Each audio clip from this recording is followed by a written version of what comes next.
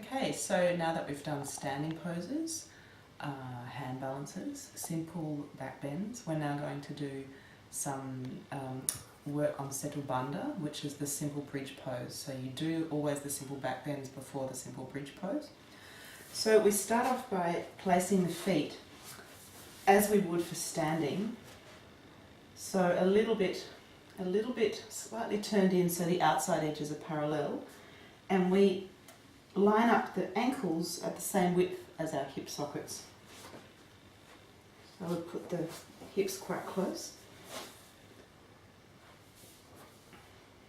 So you relax, which is the most important thing with asana, is to relax in the postures. Let the body settle. So-called back bend postures are all about using the legs correctly. It's not about using the back at all.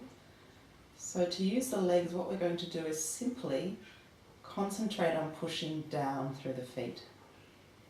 Just push down evenly through both feet, through the whole of the foot soles, just pushing down. If you stay true to this intention, the pose will be very safe and comfortable. So you just push down.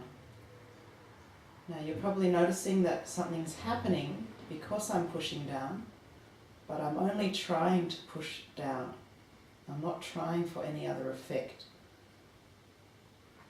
I keep pushing down very strongly. It's quite hard work on the thighs. It'll be the top thigh and the inner thigh that works. We try not to use any of this area, and the buttocks stay relaxed as in the last back bend work. Pressing down quite strongly. Now at some point, we can't really go any further at a certain point with this downward motion. So in that point, we actually work with the diagonal yet again. So heavy left leg, heavy right shoulder, means my left shoulder can go under. Heavy right leg, heavy left shoulder now means my right shoulder can tuck under. So we've now brought the shoulders towards each other underneath.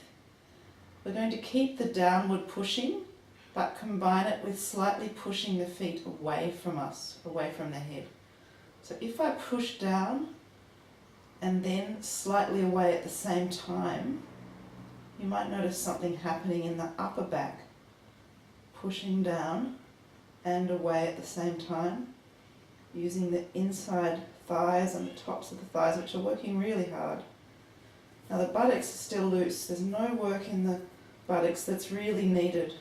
They can stay fairly relaxed, working the legs mostly. I push down through the shoulder feet, the so-called shoulder feet, and also through the feet. Down and away. And we get an effect in the upper back. This is Setubandha. Keep my knees parallel, keep the big toes fairly connected to the floor. The feet mustn't roll out and the knees mustn't go wider.